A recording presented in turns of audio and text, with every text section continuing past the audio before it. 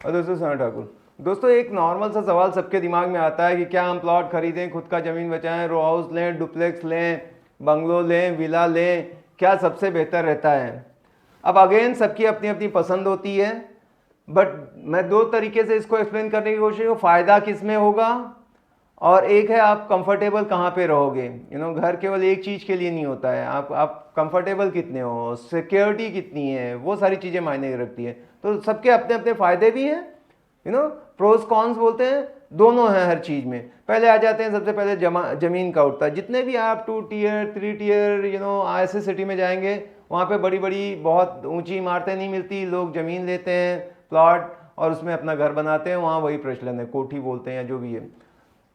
तो जो जहाँ के लिए वहाँ के लिए वो ठीक है, आराम से, उसके जैसा तो मज़ा ही नहीं है। आपकी ज़मीन है, आपका छत है, आप टेरेस पे बैठ सकते हो, सूरज देवता के दर्शन कर सकते हो, सारी खूबियाँ हैं। कभी कभी किसी लोगों को ना सोसाइटी में बहुत झगड़े चलते हैं कि यार ये नहीं करेंगे, वो करेंगे, इसने ऐसे कर दिया, वो है, इसने एक्स्ट्रा बना लिया, वो सब झमेला बहुत लगता है।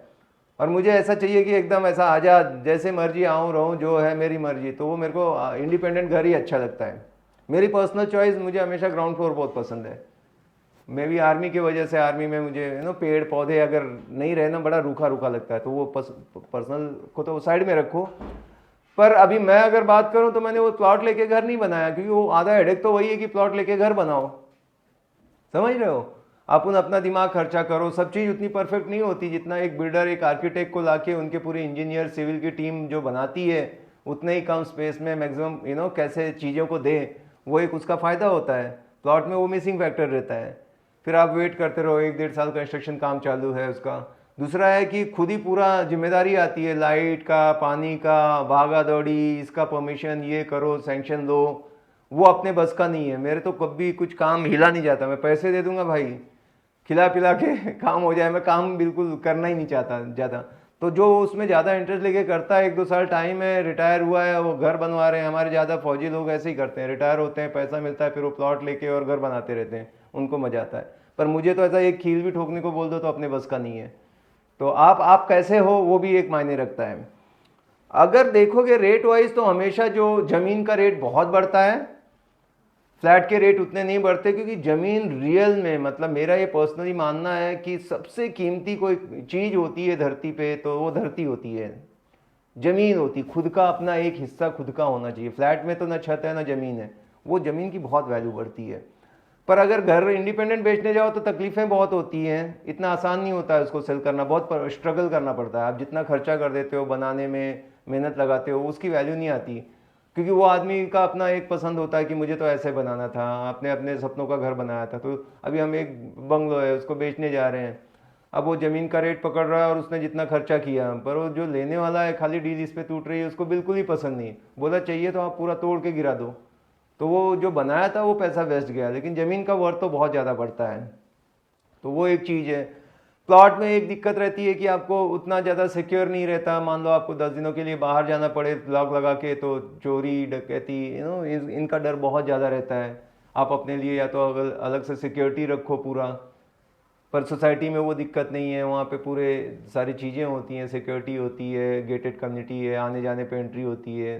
इंडिपेंडेंट बंगलों में मैंने देखा है, बड़े बड़े अमीर आदमी हैं, वो रह सकते हैं इंडिपेंडेंट बंगले में, लेकिन वो ऐसे गेटेड कम्युनिटी में लेना चाहते हैं जहाँ सोसाइटी हो, जहाँ पे बायोमेट्रिक हो, थंब इम्प्रेशन करके आपको अंदर परमिट किया जाए। आपको फ़ोन लगाएंगे तो आपको फिर वहाँ से माई गेट पे आप उसको अप्रूवल दोगे तो जाएंगे। तो ये बहुत बड़ा कंसर्न है। अगर कोई पैसे वाला है तो उसको लगता है नहीं यार वो चाहिए, तो वो सिक्योरिटी के पीछे अगर जाएगा तो वो सोसाइटी में ही लेगा जहाँ पे, इसलिए इसका बहुत प्रचलन है।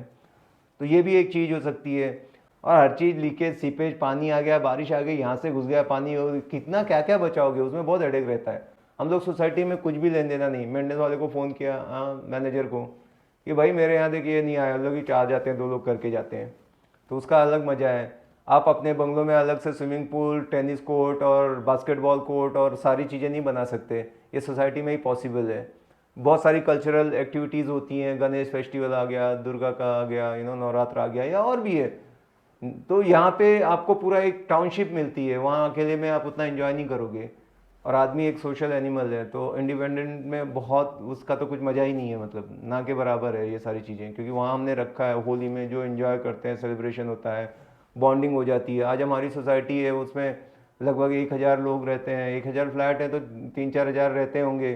तो वहाँ पे हर टाइप का डॉक्टर बोलोगे तो गायनोलॉजिस्ट, कार्डियोलॉजिस्ट सारे मिल जाएंगे आपको, योगा टीचर मिल जाएंगे, डांस क्लास के लेने वाले सब तरह के लोग मिल जाते हैं।